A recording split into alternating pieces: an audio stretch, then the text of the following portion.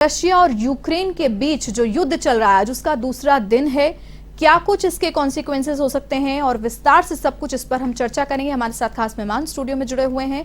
सुरेश व्यास हमारे साथ मौजूद हैं स्टूडियो में, जो कि भवई नर्तक हैं और 20 से ज्यादा देशों में अपनी प्रस्तुति दे चुके हैं, भारत का प्रतिनिधित्व कर चुके हैं। और खासकर आज हम उन्हें यहाँ पर इसलिए लेकर आए हैं क्योंकि वो रशिया कई बार जा चुके हैं और लंबे समय तक वहां पर रहे भी हैं, वहां के लोगों को जानते हैं, वहां की जीवन शैली को भी करीब से परख चुके हैं। साथ ही साथ हमारे साथ मौजूद हैं हमारे चैनल के सीनियर जर्नलिस्ट संयोग जैन। आप दोनों का बहुत बहुत स्वागत।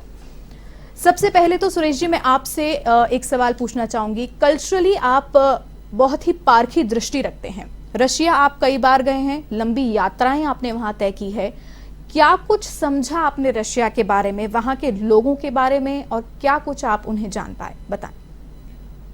जी नमस्कार। वहाँ के लोगों के बारे में मैं सबसे बड़ी बात जो बताना चाहूँगा, कलाकार दो तरह के होते हैं, दो तरीके से प्रोग्राम करने के लिए जाते हैं, खासकर विदेशों में और अब तो हमारे देश में भी। एक कॉरपोरेट शो होते हैं जिनमें लोग जाते हैं, एक ऑडिटोरियम में प्रोग्राम करते हैं कुछ चंद लोगों के लिए और वापस चले आते हैं। लेकिन मैं सौभाग्यशाली समझता हूँ अपने आप को, जहाँ भी गया मैं, वहाँ मुझे लोगों के बीच में, आम जनता के बीच में प्रोग्राम करने का मौका मिला। उन लोगों के साथ में खाना पीना, उनकी कल्चर को जानना, आदान प्रदान करना, उनके विचारों को। तो उस नाते वहाँ पर मुझे करीब 3-3 महीने के 5 ट्रिप करने का अवसर मिला और उसमें व्लादिवोस्तोक से लेकर मॉस्को तक कई सारे बड़े बड़े शहर जो हैं, खासकर साइबेरिया के, जिसमें ओम्स्क, तोम्स्क, इर्कुत्स्क, चेलियाबिंस्क, अबाकान, कई सारे शहर हैं। हर ट्रिप में 6 शहर होते थे, तो करीब 30 से ज़्यादा शहरों में मैं वहाँ पर रहा हूँ, 15-15, 17-17 दिन से ज़्यादा। तो आम लोगों के बीच में जब मैं रहता था, उसमें सबसे बड़ी एक खास बात और थी, मैं आपको बताऊं कि सोवियत संघ में जब था रूस सोवियत संघ के साथ में, तो उसके बाद हम सबको पता है कि 17 देश वहाँ से अलग हुए। 17 देशों से उनका रिश्ता टूट गया, अलग हो गए वो।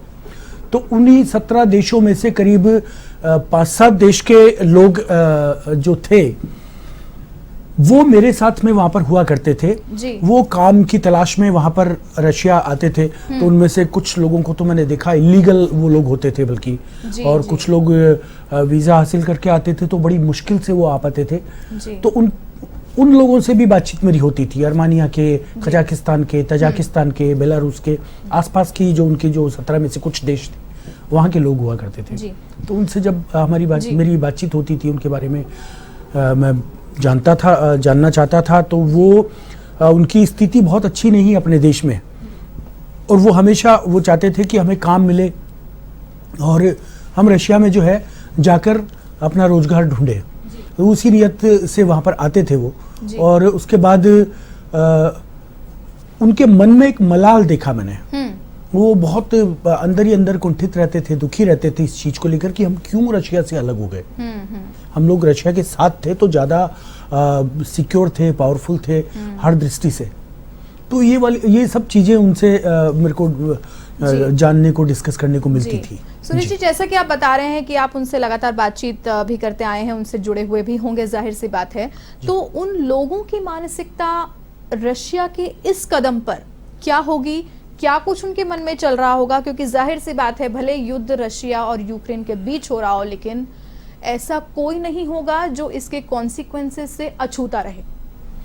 जी, मानसिकता तो इस सब्जेक्ट पर एक इंसान होने के नाते, चाहे वो कोई भी है, कहीं का भी है, उसकी मानसिकता तो यही होनी चाहिए, और सबकी लगभग है कि ये जंग टल जानी चाहिए, नहीं होनी चाहिए। ये शुरुआत हुई है, ये भी बहुत बड़ा दुर्भाग्य है हमारा, क्योंकि इसके पीछे सबसे बड़ा कारण यह है कि पिछले 2-2.5 साल से हम लोग कोरोना काल से सब लोग ग्रसित हैं, और हम क्या, पूरी दुनिया का एक एक जीव, प्राणी मात्र। तो उस नाते इस युद्ध की तो बिल्कुल गुंजाइश बनती ही नहीं है। ये तो जितना जल्दी हो सके, अब भी अगर ये संभल जाती है बात, तो ये सबसे अच्छा होगा। एक मानवता को बचाने के लिए सबसे बड़ा एक कदम होगा, और वो रशिया उठाए या यूक्रेन उठाए, दोनों में से कौन क्या करते हैं ये है। बाकी जी संयोग मैं आपसे जानना चाहूंगी कि यूक्रेन और रूस के बीच जो ये महायुद्ध चल रहा है, सबसे पहली बात तो जैसे कि हमारे चैनल हेड भी पिछली कई वार्ताओं में ये भी बता चुके हैं कि ये कहीं थर्ड वर्ल्ड वॉर की आहट तो नहीं है, कहीं एक और बढ़ता हुआ कदम तो नहीं है। आप क्या कहना चाहेंगे, कि आप भी रशिया कई बार जा चुके हैं और लंबे समय तक वहां रहे भी हैं कई बार आपकी ट्रिप्स के दौरान, आपने क्या कुछ पॉलिटिकली वहां पर समझा है वो हमें बताएं। देखिए भारती, ये एक बहुत अहम सवाल आपने पूछा है कि क्या ये जो युद्ध है ये महायुद्ध में या तीसरी वर्ल्ड वॉर में तो तब्दील नहीं हो जाएगा। बिल्कुल सही सवाल है। अगर ऐसा होता है कि नाटो देश अगर इसके अंदर शामिल हो जाते हैं, भागीदारी बन जाते हैं, अमेरिका भागीदारी बन जाता है, तो निश्चित तौर पर ये वर्ल्ड वॉर 3 के तौर पर देखा जाएगा। पर अब चूंकि आप देख सकते हैं कि 24 घंटे से ज्यादा का वक्त बीत चुका है, अभी तक तो नाटो का कोई बहुत क्लियर कट ना तो कोई अभी तक कोई ऐसा स्टेप नजर आया है, ना कोई अमेरिका की तरफ से सिर्फ एक बयानबाजी दिख रही है, पर ना तो उन्होंने कोई अपने युद्ध के बेड़े वहां से रवाना करे हैं, ना तो नाटो ने रवाना करे हैं। अमेरिका तो मना कर चुका है साफ जी तौर पर। मैं वही आपसे कह रहा हूं, नहीं तो कई एक वक्त तो अमेरिका के प्रेसिडेंट ने बहुत हुंकार भरी थी कि यूक्रेन का हम साथ देंगे और हम इस तरीके से यूक्रेन को अकेला नहीं छोड़ने देंगे, और नाटो भी कहता रहा कि आइए हम निपट लेंगे, देख लेंगे। पर जब रशिया सही तौर पर मायने पर जब युद्ध मैदान में उतर आया तो ये कहीं दूसरी जगह पर नजर नहीं आए। अब इसकी वजह समझनी पड़ेगी कि आखिरकार नाटो देश जो पहले इतनी हुंकार भर रहे थे और यूएस इतनी हुंकार भर रहा था, आखिर वो क्या वजह हुई कि उन लोगों ने अपने आप को बैक स्टेप पर ले लिया। देखिए सबसे बड़ी बात है कि जिस तरीके से पुतिन ने जब युद्ध का ऐलान किया और पुतिन ने जब अपने बड़े कठोर शब्दों में अपनी रूसी भाषा के अंदर और रूसी के न्यूज चैनल के ऊपर रूस के एक साफ तौर पर संदेश दिया कि जो भी इस युद्ध के अंदर शामिल होगा और रशिया के युद्ध में, यूक्रेन के युद्ध में हस्तक्षेप करेगा तो उसको गंभीर परिणाम भुगतने पड़ेंगे। आपने हमेशा देखा होगा पुतिन बहुत सॉफ्ट तरीके से पेश आने वाले नेताओं में से एक हैं देश के अंदर, विश्व के अंदर कभी बहुत बड़बोलेपन से अपने आप को पेश नहीं करते हैं जैसे दूसरे नेता पेश किया करते हैं, वो नहीं करते हैं। पर जिस अंदाज को पूरी दुनिया ने, उनके इस अंदाज को जब उस दुनिया ने देखा तो लोगों को समझ में आ गई, देशों को समझ में आ गई कि पुतिन बहुत गंभीरता से इस बात को कह रहे हैं। तो कहीं ना कहीं नाटो देशों को भी इस बात का इल्म हुआ होगा कि हम अगर इस दौर के अंदर, इस युद्ध के अंदर कूदते हैं तो हमें भी इसके परिणाम भुगतने पड़ेंगे। नाटो देशों के अंदर आप ये समझिए North Atlantic Treaty Association Organisation है जिसके अंदर कई देश शामिल होकर के इन्होंने की ट्रीटी बना रखी कि अगर एक पर हमला होगा, संकट आएगा तो हम उसका दूसरा साथ देंगे। पर ये देखिए ये सारे देश जो हैं भारतीय, सब रिपब्लिक देश हैं, गणराज्य हैं, गणतंत्र हैं, इन सब के अंदर इलेक्टेड सरकार होती है जो चुनते हैं अपने लीडर्स को, सरकार को, और वो सरकार गवर्न करती है पूरे देश को। पर ये तो हो गई नाटो देश की बात। इसी तरीके से अमेरिका है, अमेरिका के अंदर भी चुनाव होता है, राष्ट्रपति चुना जाता है, जनता राष्ट्रपति को चुनती है। पर रशिया में ऐसा नहीं है, वहां पर पुतिन ही सरकार है और सरकार ही पुतिन है। तो ये समझ लीजिए कि अगर पुतिन अगर कोई फैसला लेते हैं तो उनको एक सिंगल हैंड फैसला लेने की जरूरत पड़ती है। पर नाटो देश हैं तो नाटो देश में जितने भी देश शामिल हैं ऑर्गेनाइजेशन में, सबको अपनी अपनी ओपिनियन रखनी पड़ेगी, अपनी अपनी ओपिनियन रख रहे होंगे, सबको अपने परिणाम देखने पड़ेंगे कि वो सब देश अभी यूरोपियन कंट्रीज हैं, सब अभी कोरोना काल से उठ के आई हैं, सबके भी वित्तीय संकट से उभर रही हैं, सारी की सारी कंट्रीज अभी अलग अलग कॉम्प्लिकेशन से गुजर रही हैं। तो इस कंडीशन के अंदर वो क्या रशिया जैसी सुपर पावर से युद्ध ले पाएंगी, मोल ले पाएंगी, और वो भी पुतिन जैसे व्यक्ति जो कि अपने आप में एक बहुत बड़े लीडर और बहुत मजबूत लीडर माने जाते हैं। तो शायद मुझे लगता है यही एक वजह है कि नाटो देश ने अभी तक कोई अपना ऐसा कोई संदेश नहीं दिया है कि वो यूक्रेन की मदद में कोई युद्ध बेड़े उतारेंगे या उनकी मदद के अंदर आकर के कोई रशिया के खिलाफ जंग छेड़ेंगे। जी और इन सब के बीच में ये भी साफ दिखाई दे रहा है संयोग की डे 1 से और शुरुआती तौर से ही पुतिन का बहुत ही आक्रामक रवैया यहाँ पर देखने को मिल रहा है। संयोग में एक चीज आपको बीच में बताना चाहूंगी कि अभी कुछ ही क्षण पहले ये बयान आया है रशिया के जो बड़े लीडर हैं उनकी तरफ से, विदेश मंत्री की तरफ से, कि अगर यूक्रेन पीछे हट जाए या यूक्रेन सरेंडर कर दे या यूक्रेनी सेना पीछे हट जाए और हथियार डाल दे तो बातचीत का रास्ता अपनाया जा सकता है। इस स्टेटमेंट को आप किस तरीके से आंक रहे हैं? देखिए मैं इस स्टेटमेंट में आने से पहले भारतीय एक बार जैसे पुतिन से आपने बात चालू करी, जैसे सुरेश जी भी रशिया रह करके आए हैं और मेरा भी सौभाग्य मुझे प्राप्त हुआ, जो मैं रशिया 2-3 बार जाकर के आया। और मॉस्को और सेंट पीटर्सबर्ग दो बड़े काफ़ी शहर हैं और दोनों की बहुत अलग अलग तरीके की वैल्यू है। मॉस्को चूंकि राजधानी है तो उसकी पॉलिटिकल वैल्यू है, तो सेंट पीटर्सबर्ग क्योंकि उसकी एक अलग वैल्यू है, वो एक उनकी सांस्कृतिक तौर पर राजधानी मानी जाती है। यूरोपियन कल्चर नजर आता है सेंट पीटर्सबर्ग के अंदर हम जाते हैं तो, क्योंकि उसका जो आर्किटेक्चर है वो सेंट पीटर्स जो थे उन्होंने आकर के क्या था, वो यूरोप से ही आए थे। तो सुरेश जी ने भी देखा है, मैं भी देख करके आया हूं कि पुतिन जो व्यक्ति हैं उन्होंने रशिया जो देश था, जो कि पूरी तरीके से मार्क्सवादियों से जुड़ा हुआ देश था, जहां पर जो सरकार थी वो ही लोगों को ये देखिए रोजगार देना, क्या मुंह में रोटी खिलाने तक का काम भी सरकार किया करती थी वहां पर। वहां की जनता जो थी वो दो ही काम जानती थी, या तो ऐश आराम करना या फिर शराब पीना या फिर सोना। जनता का जो मूलभूत सुविधा का इंतजाम करना, रोटी बाटी का भी इंतजाम सरकार क्या करती थी। पुतिन ने वहां आकर के पूरी तस्वीर बदल दी। एक छोटा सा किस्सा आपको बताना चाहूंगा।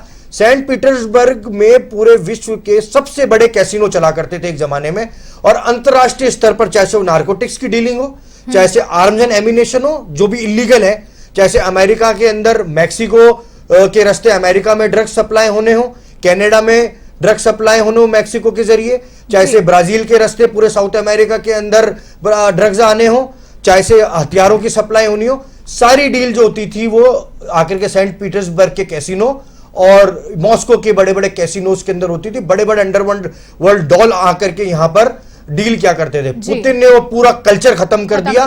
पुतिन ने ये जाहिर कर दिया वहां के देशवासियों में कि किसी भी प्रकार की ऐसी इलीगैलिटी को वो जन्म नहीं लेने देंगे। ये बात मैं हमारे दर्शकों को आपके माध्यम से इसलिए बताना चाहता हूं क्योंकि उनका जो डिटर्मिनेशन लेवल, जो इरादा करने की सोच है ना, वो बहुत मजबूत है। अगर उन्होंने यूक्रेन के ऊपर हमला किया तो ये कोई 1 या 2 दिन की करीबी कोई प्लानिंग नहीं होगी। इसके पीछे उन्होंने बहुत लंबी प्लानिंग करी होगी।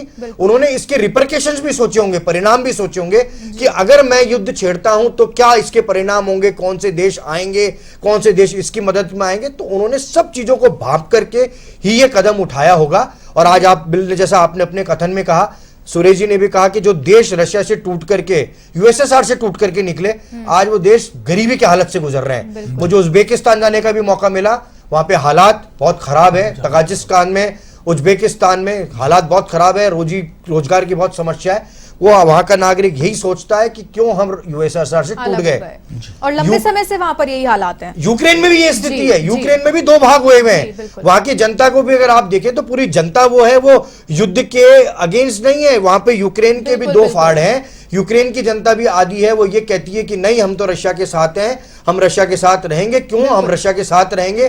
तो हमारी वर्ल्ड में रिकॉग्नाइजेशन होगी, हमारे को रोजगार की सुविधा मिलेगी, हमारे बच्चे अच्छे से पढ़ लिख सकेंगे।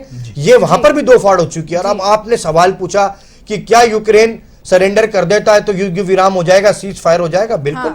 ये अभी अपने आप में बहुत बड़ा सवाल है और कहीं ना कहीं पूरी दुनिया की नजर इस पे बनी हुई है संयोग इस बयान के बाद कि अब यूक्रेन का क्या कदम होगा, जब इतना बड़ा बयान सामने आ चुका है हमारे विदेश मंत्री जो रशिया के हैं उनकी ओर से कि अगर यूक्रेन पीछे हो जाता है तो हम बातचीत का रवैया अपना सकते हैं। तो कहीं ना कहीं अब गेंद जो है यूक्रेन के पाले में, हम समझे संयोग। देखिए, रशिया जैसे देश के पास में जहां भारतीय, वहां पर 6 साल के बच्चा, जैसे इजराइल में महिला और पुरुष दोनों को फौज की ट्रेनिंग लेना जरूरी है, वैसे रशिया के अंदर भी आर्मी, नेवी और एयरफोर्स तीनों की ट्रेनिंग लेना जरूरी है। 6 पर वहां पर सिर्फ बच्चा जो होता है, मतलब मेल बॉय, वहां पर लड़कियों के लिए पाबंदी नहीं है। ये आदमी जो होगा उसके लिए पाबंदी है कि उसको फौज की ट्रेनिंग लेना जरूरी है, तीनों ही एस्पेक्ट, तीनों ही डिफेंस को लेकर के। तो वहां पर तो बच्चा बच्चा वॉरियर है। और आज यूक्रेन एक इतना सा देश है, उसके लिए 3 दिन का खेल भी नहीं है। अगर रशिया चाहे तो, हम रशिया के कोई समर्थक नहीं है, हम तो जर्नलिस्ट है, पत्रकार होने के नाते यथार्थ जो नजर आ रहा है वो जनता के सामने, हमारे दर्शकों के सामने पेश कर रहे हैं। और यथार्थ ये नजर आता है कि रशिया एक सुप्रीम पावर है और उसके सामने यूक्रेन एक बहुत छोटा सा देश है जो वैसी गुर्बत से गुजर रहा है। तो अगर यूक्रेन सरेंडर नहीं करता है तो वैसे बर्बाद होगा। तो उसको मालूम है, जब नाटो देशों से मुझे मदद नहीं मिल रही है, यूरोपियन कंट्रीज आ नहीं रही है हमारे मेरी फेवर के अंदर, अमेरिका ने अपने हाथ खड़े कर दिए हैं। अगर करना होता तो यूएसए के लिए क्या बहुत बड़ी बात है, जो रातों रात हजारों किलोमीटर माइल्स को जाकर दूर जाकर के वो अफगानिस्तान के अंदर रातों रात रसद और रातों रात इमदाद पहुंचा सकता है, तो इतनी दूर तो यूक्रेन नहीं है यूएसए से, तो वो नहीं पहुंचा पा रहा, तो उसकी भी कोई डिप्लोमेटिक रीजंस होंगे। तो अब जब उसको समझ में आ रहा होगा यूक्रेन को निश्चित तौर पर कहीं ना कहीं कि ये जंग हमारे साथ, हम रशिया के साथ बहुत लंबी नहीं लड़ सकते हैं, बहुत लंबी लड़के जीत तो सकते ही नहीं है, पर लड़ भी नहीं सकते हैं बहुत लंबे समय। सुरेश जी, मैं आपसे पूछना चाहूंगी, रशिया आप इतनी बार रहे हैं, ये जो युद्ध चल रहा है 1-1.5 दिन से ज्यादा बीत चुका है, 2 दिन लगभग हो चुके हैं, दूसरा दिन है आज इस युद्ध का जी। रशिया के लोगों में भी एक प्रोटेस्ट देखने को मिल रहा है, जगह जगह पर लोग वहां पर प्रोटेस्ट कर रहे हैं, स्टॉप द वॉर के नारे लगा रहे हैं, पुतिन के खिलाफ भी वहां पर नारे लगाए जा रहे हैं। वो लोग नहीं चाहते हैं कि ये युद्ध हो, ये जंग हो। तो ये जो कदम है या ये जो भाव है वो क्या दर्शाता है, क्योंकि आप लोगों के साथ वहां रहे हैं, जुड़े रहे हैं, उनकी मानसिकता को शायद समझते हो। जी, एक्चुअली बहुत ही भावुक किस्म के लोग हैं वहाँ के, और बहुत ही वहाँ की जो संस्कृति है वो हम लोगों के साथ में इतना मैच करती है। हमारे यहाँ पर भी जैसे हिंदुस्तान भी भावनाओं के मामले में बहुत मशहूर रहा है, वहाँ की जो संस्कृति है, और इस चीज का हमें फायदा मिलता था और देखने को मिलती थी ये चीज कि भारतीय संस्कृति के पीछे वो लोग पागल थे। हम लोग मतलब वहां पर बहुत वैल्यूएबल वहां पर हो जाते हैं जाते ही। हमारे जैसे यहाँ पर बॉलीवुड किसी कलाकार की, बड़े कलाकार की जैसे यहाँ पर कद्र होती है, उस दृष्टि से देखा जाता है। मैं छोटा सा कलाकार भी अगर वहां पर हूँ और वहां पहुंच गया कि मैं इंडियन डांसर वहां पर पहुंचा हूं, तो वहां के लोग मुझे उतनी ही वजन की नजर से देखते हैं। तो वो लोग बहुत कल्चर्ड रहे हैं। वहां के सर्कस, एक बार एक सुरेश जी माफी चाहूंगा आपकी बात बीच में काट रहा हूं, मैं पर आपकी बात से एक बात जोड़ना चाह रहा हूं। जी जी जी। जैसे सुरेश जी ने फरमाया कि सुरेश जी एज अ वहां पर आर्टिस्ट, इंडियन आर्टिस्ट जाते हैं और वहां पर जाते हैं तो इनको बहुत सम्मान मिलता है। आप तो आर्टिस्ट है, मैं तो जर्नलिस्ट एज अ लेमैन वहां पर जब गया तो भारतीय बड़ा मजे का किस्सा बताता हूं आपके माध्यम से हमारे दर्शकों को, कि वहां पर राज कपूर और मिथुन चक्रवर्ती और शाहरुख खान, इन तीनों की जबरदस्त फैन फॉलोइंग है, डाई हार्ट फैन है। और वहां के लोग ऐसा नहीं कि कोई राज कपूर की उम्र के कोई बुजुर्ग होंगे तो उनको पसंद करते होंगे, मिथुन की उम्र के होंगे शाहरुख खान, एक नौजवान जो 17-18 साल का है वो इतना पसंद करता है जिम्मी जिम्मी जिम्मी आजा आजा आजा, जो गाना मिथुन चक्रवर्ती का है, जो कि अभी बप्पी लहरी रिसेंटली में जिनका इंतकाल हुआ है उन्होंने कंपोज किया था, उसके इस कदर दीवाने कि जैसे उनको पता चला कि आर यू फ्रॉम इंडिया, मैंने कहा जी मैं इंडिया से हूं, तो उन्होंने मुझसे रिक्वेस्ट करी कि आपके मोबाइल पर आप हमें वो जिम्मी जिम्मी जिम्मी गाना सुना दीजिए। तो हमने उनको मोबाइल पर जिम्मी जिम्मी गाना सुनाया तो वो इतने भावुक हो गए सुरेश जी कि उन्होंने कहा कि नहीं, जैसे कोई अतिथि देवो भव जैसी जो बात हमारे यहाँ हिंदुस्तान में होती है वो की वही वानगी मेरे को वहां पर देखने की मिली। इसलिए मैंने आपकी बात को बीच में काटा कि ये बात मैं जरूर एड ऑन करना चाह रहा था। बिल्कुल बिल्कुल सच कहा आपने। और उसी तरह का माहौल और हमारी कल्चर के प्रति, हमारे देश के लोगों की कला के प्रति खासकर उन लोगों की जो रिस्पेक्ट है उसके लिए मेरे पास में शब्द नहीं है। नवासिबिर्स्क नाम का एक शहर है वहां पर, जो वहां की आर्थिक राजधानी भी कहलाती है। वहां एक सर्कस लगा हुआ था जी। तो वहां से वो सर्कस के जो ऑर्गेनाइजर थे वो हमारी जहां एग्जीबिशन थी तो वहां हमारे वाले ऑर्गेनाइजर से आके हम लोगों को मांगा कि क्या आप अपने दोनों कलाकार, आज हमारा इतनी बड़े लेवल की सर्कस थी वो, उसका इनॉग्रेशन आज हम करने जा रहे हैं और हमारे रशिया के बड़े बड़े मिनिस्टर भी यहाँ पर आएंगे और काफ़ी उसका हम लोग उद्घाटन समारोह एक तरीके से करेंगे, तो क्या आप इन लोगों को वहाँ पर भेज सकते हैं कि अपना परफॉर्मेंस वहाँ पर कर सकें। तो देखिए रशिया के जो सर्कस हैं वो बड़े मशहूर है पूरे वर्ल्ड में, और वो जो रिंग होता है उसमें हमने वहाँ पर अपना जो है नृत्य का प्रदर्शन किया और वहाँ के लोगों का प्यार बटोरा। तो ये आप सच बता रहे हैं कि वहाँ के लोग किस तरह से हमारी उसमें कला और संस्कृति से जुड़े हुए लोग हैं जी। और वो कभी नहीं चाहेंगे कि जंग हो। एक्चुअली उनके मन में भी वही है। ये कुछ चीजें जो आप पूछ रहे हैं उनका पॉलिटिकली सामरिक दृष्टि से अगर देखा जाए तो दूसरा जवाब उनका ढूंढा जा सकता है, लेकिन मैंने कहा कि रशिया की हालत भी कोरोना से इतनी ज्यादा बदतर हुई है कि वो लोग इतना अभी भी डरे हुए हैं और वहां पर जो इंसान की जो वैल्यू है, कीमत है, वो लोग बहुत डिसिप्लिन में आ चुके हैं। आपने एक बात कही थी कि पुतिन ने उनको सीधा कर दिया सबको, ये बात बिल्कुल सही है, आपने भी कहा था। तो ये सच बात है। वो देश भक्ति, देश से उनका प्यार करने का जो लेवल है वो इतना हाई है कि वो युद्ध कोई भी नहीं चाहता इस वक्त। एक्चुअली भारतीय रशिया का अगर आप इतिहास देखें ना, तो रशिया देश ने बहुत युद्ध देखे हैं जी। और शुरुआत से लेकर के वर्ल्ड वॉर सेकंड तक बहुत तबाही देखी है अपने देश जी, के अंदर। जी। मॉस्को का जो रेड स्क्वायर है, वहां तक जर्मन की फौजें आ गई थी और बहुत बड़े पैमाने के अंदर वहां पर तबाही मची, लोगों की जानें गई, जान माल का नुकसान हुआ। और शायद यही वजह है कि अगर हम देखें तो रशिया का जो लिंग अनुपात है मेल और फीमेल के बीच के अंदर, वहां पे फीमेल इसलिए ज्यादा है क्योंकि वहां पे जो मौतें हुई पिछले युद्ध के दौरान, जो इंसान मरे वो पुरुष मरे, तो इसलिए ये वजह है कि इसलिए रशिया का जहां तक इंटरनल सेंटिमेंट की बात है, जैसा कि सुरेश जी भी कह रहे हैं और जहां तक मैंने भी महसूस किया, वो भी युद्ध के फेवर में नहीं होंगे। पर अब चूंकि ये कि इंटरनेशनल मुद्दा है, गैस के खदानों की बातें हैं और कमर्शियल लड़ाइयां हैं और इसमें इंटरनेशनल पॉलिटिक्स, अमेरिका एक तरफ सुप्रीम पावर, एक तरफ रशिया सुप्रीम पावर। रशिया का पुतिन जो है चाहते हैं, क्योंकि जहां पर हम रशिया में गए तो ये जब हमने जानना चाहा तो लोगों की ये भावना निकल कर क्या है कि पुतिन ही वो व्यक्ति है जो वापस रशिया का विस्तार करके यूएसएसआर का गठन करेगा दोबारा। तो लोगों के मन में वो सेंटिमेंट है पुतिन को लेकर के कि वापस यूएसएसआर बनेगा। तो ये एक इंटरनेशनल लेवल की एक डिप्लोमेटिक बातें हैं जो कि ये इसके कारण ही मुझे लगता है कि आज ये सारा देखने को मिल रहा है पूरा का पूरा। जी संयुक्त, बहुत ही दिलचस्प सवाल मेरे मन में आ रहा है कि अमेरिका ने कई प्रतिबंध लगाए हैं रशिया पर, आर्थिक चोट की पूरी तैयारी में है अमेरिका रशिया पर, और कई और देश हैं जो कड़ा रुख अपनाने की कोशिश में हैं रशिया पर। उसके बावजूद पुतिन का इतना आक्रामक रवैया, क्या अंदर खेमे से कोई और देश है जो मदद कर रहा है? देखिए भारती, बहुत अच्छा अहम सवाल है ये। देखिए अभी विश्व में देखा जाए तो 3 सुप्रीम पावर हैं जी, यूएसए, रशिया और तीसरा आपका चाइना। ठीक है, चाइना को भी नकार नहीं सकते हैं। चाइना और आप रशिया को अगर देखेंगे ना, तो भले आज के वक्त के अंदर पुतिन रशिया को, रूस को लीड कर रहे हैं, पर अगर उसका इतिहास जो रहा है वो वामपंथी विचारधारा का ही रहा है। ठीक है, बहुत लंबे समय तक ये तो पुतिन अभी जो भी 20 पे 1 साल 10 साल 15 साल वॉटेवर जो भी है, वो एग्जैक्ट मुझे संख्या याद नहीं कितने सालों से रूल कर रहे हैं। बट उससे पहले जो था वो वहां का जो विचारधारा थी वो पूरी लेफ्टिस्ट विचारधारा थी। और चाइना तो है ही जी, और चाइना की, मैंने आपसे ये सवाल पूछा था। और चाइना की और रशिया की बॉर्डर्स भी एक साथ जुड़ती हैं। और दोनों ही देश एक दूसरे के साथ हर तरीके के बायलैटरल रिलेशनशिप के साथ में जुड़े हुए हैं, चाहे से वो व्यापार का रिश्ता हो, चाहे से वो कृषि का रिश्ता हो, चाहे से वो हथियार बनाने का रिश्ता हो, चाहे से फिर वो एक कॉमन विचारधारा का मामला हो। ये सबसे इंपॉर्टेंट बात है, कॉमन विचारधारा।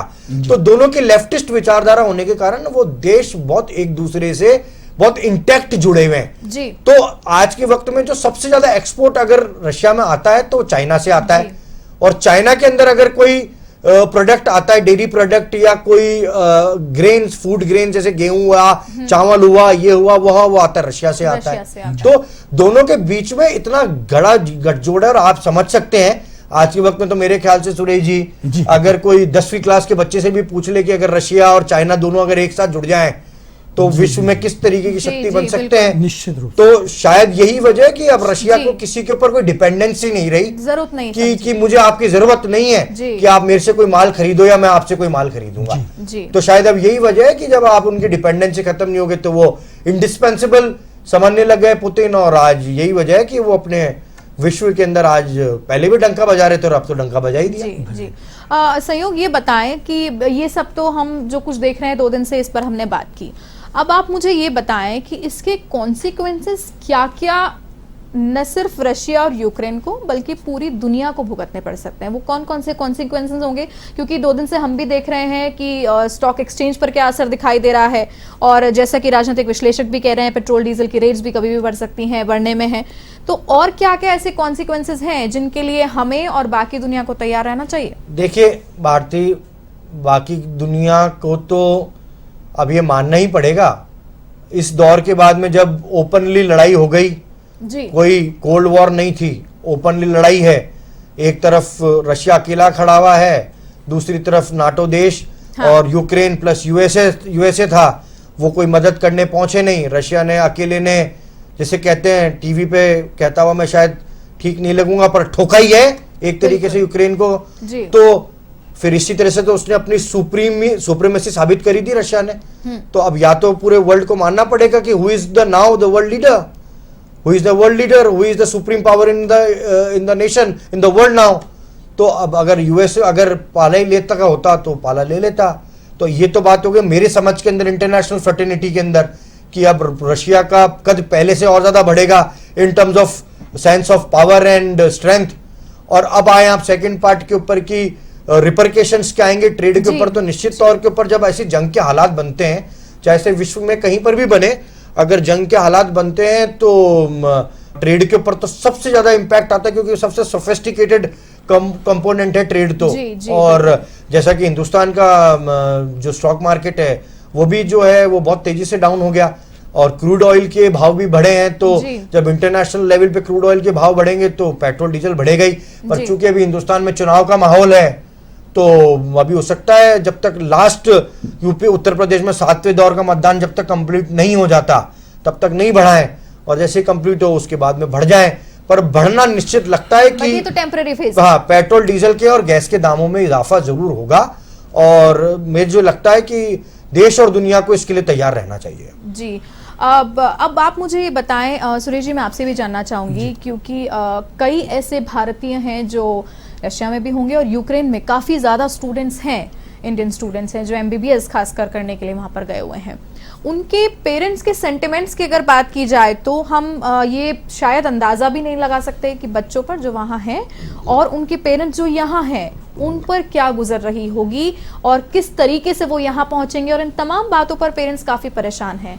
आप इस पर क्या कुछ कहना चाहेंगे? एक्चुअली मेरा जो इस वक्त जो आपके इस प्रश्न पर क्या गुजर रही है, मेरी जो सगी भांजी है वो वहाँ अभी जॉर्जिया में है, जो कि यूक्रेन से दूर है। उसकी जो वहाँ की जो राजधानी है, उस राजधानी में करीब 1600 किलोमीटर का फर्क है। लेकिन हम लोगों के कलेजे में क्या बीत रही है कि उस बच्ची को हमने तुरंत, उसके एग्जाम जैसे ही खत्म होते हैं उसको तुरंत जैसे भी वो इंडिया आ सकती है, जबकि वहां से यूक्रेन से कोई लेना देना नहीं है। अब आप सोचिए कि जो बच्चे वहां यूक्रेन में हैं इस वक्त, जो बच्चे कीव में हैं, क्योंकि कीव में इतनी सारी मेडिकल कॉलेजेस है, उनका बहुत नाम है, और 18,000 स्टूडेंट हमारे वहां पर हैं। तो उनको सुरक्षित वहां से वापस लेके आना थोड़ा सा लेट जरूर हो गए हैं। फिर पहले की तरह जैसे हमेशा होते हैं, समय पर अगर इस काम को शुरू किया जाता तो अब तक बहुत सारे बच्चे, खासकर जो स्टूडेंट हैं, वो यहाँ पर आ सकते थे सुरक्षित। लेकिन अभी भी कई लोग फंस गए हैं वहाँ पर। और मैं तो ईश्वर से प्रार्थना कर सकता हूँ, क्योंकि एक चीज और, चाहे वो सोने के भाव या आपके पेट्रोल के भाव या और जो ट्रेड है जितने भी हैं, उन सब की कीमतें बढ़ जाएगी, मान ली बात। उससे भी बढ़कर एक सबसे बड़ा खतरा है कि ये अगर युद्ध आगे बढ़ता है और इसमें खुदा न खास्ता अगर कोई एक कंट्री भी अगर कोई दूसरा उतर जाता है, ये परमाणु जमाना है, परमाणु युद्ध होने का खतरा इसमें हो जाता है। एक भी परमाणु मिसाइल अगर दाग दी जाती है, जैसे हिरोशिमा और नागासाकी वाली कहानी अगर दोहरा जाती है, तो उसमें आप देखिए कि ये सारी छोटी चीजें हैं, इनसे तो फिर भी हम किसी तरीके से दो हाथ हो सकते हैं, लेकिन जान से बढ़कर कुछ नहीं है जी। उससे कितने लोग परेशान हो सकते हैं, और उसके परिणाम बहुत लंबे चलते हैं। हिरोशिमा नागासाकी के आज तक परिणाम जो भुगत रहे हैं वहाँ के लोग, आज तक अभी भी वहाँ के बच्चों के अंदर जो है उसको देखा जाता है कि वहाँ के मानसिक रोग और शारीरिक रोग जो है जेनेटिक रूप में जो है उन परमाणु रेडिएशन की वजह से आ रहे हैं अभी भी। देखिए भारतीय, मॉस्को मतलब रशिया और यूक्रेन, और रशिया में भी खासतौर से मॉस्को, गुरुजी भी मेरे ख्याल से इत्तेफाक रखेंगे इस बात से कि मॉस्को की जो university is one of the most prestigious university in the world, ठीक है ना। और मॉस्को, चूंकि रशिया जो है वो हिंदुस्तान की करेंसी, वहां पे रूबल चलता है और यहाँ पर रुपए चलते हैं, तो जहाँ जो दोनों की करेंसी के अंदर जो गैप है कोई बहुत ज्यादा नहीं है। तो जो जहाँ लिविंग स्टैंडर्ड जो इंडिया का है वही मोर और लेस रशिया के अंदर भी वही है। पर चूंकि इंडिया में कॉम्पिटिशन बहुत ज्यादा है आज की तारीख में, शिक्षा के क्षेत्र में कॉम्पिटिशन बहुत ज्यादा बढ़ गया। तो मेरा ये बात कहने का मतलब ये कि आज एक मिडिल क्लास का बच्चा, मिडिल क्लास पेरेंट्स अपने बच्चे, अभिभावक अपने बच्चे को अमेरिका, यूके, ऑस्ट्रेलिया, न्यूजीलैंड ऐसी कंट्रीज में नहीं पढ़ा सकते हैं। क्यों? क्योंकि जो यहाँ की और वहां की उनकी मुद्रा और हमारी मुद्रा के बीच का जो गैप है वो बहुत ज्यादा है। जी। तो रशिया में चूंकि फैसिलिटी भी बहुत ज्यादा है, पढ़ाई का स्टैंडर्ड भी बहुत बढ़िया है और वहां की अफोर्डेबिलिटी भी हिंदुस्तान के अभिभावकों के लिए है। जी माफ कीजिएगा, बिल्कुल सही। तो ये वजह है कि रशिया के अंदर भी स्टूडेंट्स बहुत पढ़ते हैं इंडिया के। मॉस्को की यूनिवर्सिटी के अंदर मैं कई स्टूडेंट से मिला जो कि प्रोफेशनल कोर्स करने के लिए गए हुए हैं। डॉक्टरी मतलब एमबीबीएस बहुत बच्चे करने के लिए जाते हैं, इंजीनियरिंग के कोर्स बहुत बच्चे करने के लिए जाते हैं। तो सहयोग में बहुत ही एक अहम क्वेश्चन आपसे लेना चाहूंगी क्योंकि वक्त बहुत ज्यादा नहीं है। बहुत इंपॉर्टेंट क्वेश्चन एक मेरे पास है। एक सवाल जो पेरेंट्स के मन में है, इंडियन पेरेंट्स के मन में, वो आपसे जानना चाहूंगी कि कई पेरेंट्स ऐसे हैं जिनके बच्चों की फ्लाइट टिकट बुक हो चुकी है, किसी की 28 को है, किसी की 27 को है, लेकिन उनके मन में ये डर है कि कैसे एयरपोर्ट तक पहुंचेंगे, पहुंच पाएंगे या नहीं पहुंच पाएंगे, और ऐसे में भारत सरकार का क्या रुख हो सकता है और क्या प्रोसीजर्स होते हैं, ये हमें आप संक्षिप्त में बताएं ताकि पेरेंट्स को थोड़ी राहत मिले। देखिए भारती, इसमें भारत सरकार ने लगातार इसके प्रयास चालू कर दिए हैं और पर अब चूंकि वहां पे लगातार हवाई हमले हो रहे हैं, मिसाइल लागी जा रही हैं। अभी एयर इंडिया का फ्लाइट थी, एयर इंडिया की फ्लाइट वहां पर गई लेने के लिए वहां के बच्चों को या जो भी वहां पर हिंदुस्तानी लोग रह रहे हैं, पर उनको बेरंग लौटना पड़ा क्योंकि लगातार हवाई हमले हो रहे हैं। और अब फ्लाइट कीव एयरपोर्ट बंद किया हुआ है। वहां पर कीव के अंदर रूसी सैनिक घुस रहे थे, तो जो पुल है वहां पर, वहां की यूक्रेन की जो सरकार है, वो यूक्रेन के सैनिक, उन्होंने वहां खुद ने अपने हाथ से अपने देश के और अपने शहर के पुल को उड़ा दिया ताकि रूसी जो सैनिक है वो उनके शहर के अंदर दाखिल नहीं हो पाए। तो अब सबसे बड़ी वजह है कि किस माध्यम से लेकर के आया जाए। समुद्र के माध्यम से लाया नहीं जा सकता, हवाई माध्यम जो है वो रुका हुआ है क्योंकि हवाई हमले लगातार चल रहे हैं। रास्ते के बल से, मतलब रोड के या मार्ग के रास्ते उनको लाया नहीं जा सकता। तो अब भी तो सरकार के लिए भी है, भी बीच में बात चली थी कि पोलैंड के रास्ते लाया जाएगा उनको, तो पर लाया तो हवा के जरिए जाएगा, एयरप्लेन के जरिए लाया जाएगा। पर अब जब ये तो बिल्कुल हम समझ सकते हैं कि जिन अभिभावकों पर क्या बीतरी होगी, जिनके बच्चे वहां पर अटके पड़े हुए हैं। और निश्चित तौर पर सरकारें भी पूरी तरह से प्रयास कर रही हैं, पर जैसा कि अभी ब्रेकिंग में जाने से पहले मैंने आपको बताया कि चूंकि मिसाइल से लगातार वहां पर हमले जारी हैं, तो हवाई जहाज का उड़ पाना और वहां से शरणार्थियों को निकाल करके लेकर के आ पाना अभी बहुत मुश्किल बना हुआ होगा। पर निश्चित तौर पर अब चूंकि आप रशियन सरकार ने, रूसी सरकार ने बात कह दी है कि यूक्रेन अगर हथियार डालने को तैयार है तो वो भी आगे बातचीत करने को तैयार है। तो कहीं पर लगता है कि अगर ये सुगबुगाहट अगर निकल करके आई है तो ये बात जरूर कुछ ना कुछ कहीं ना कहीं किसी मुकाम तक जरूर पहुंचेगी।